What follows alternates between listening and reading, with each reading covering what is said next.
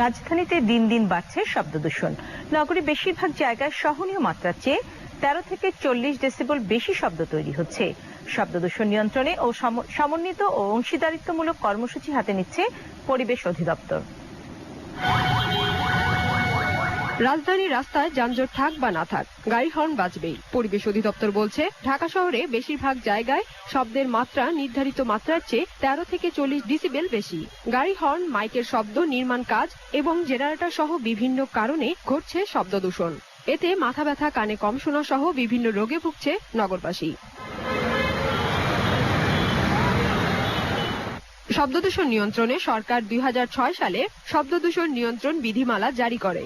এরই ধারাবাহিকতায় শব্দদূষণ নিয়ন্ত্রণে সমন্বিত ও অংশীদারিত্বমূলক কর্মসূচি নিতে যাচ্ছে পরিবেশ অধিদপ্তর।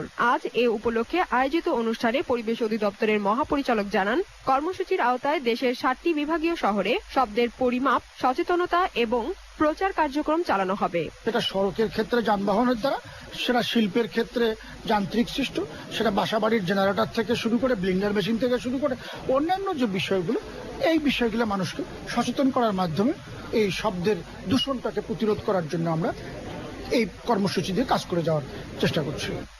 অনুষ্ঠানে শব্দ দূষণ ঠেকাতে আইন কঠোর করার দাবি জানান পুলিশের ট্রাফিক বিভাগের কর্মকর্তা।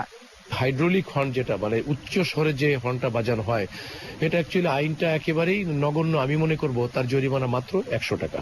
শব্দ দূষণ থেকে বাঁচতে সচেতনতা বাড়াই একমাত্র উপায় বলে জানান চিকিৎসক প্রাণগোপাল দত্ত। হয়তো টিস্যু পেপারও যদি মুড়াইয়া কানে ঢুকিয়ে দেন, তাহলে 20 ডেসিবেলের মতো শব্দ মাত্রা কম লাগবে আপনার কানে।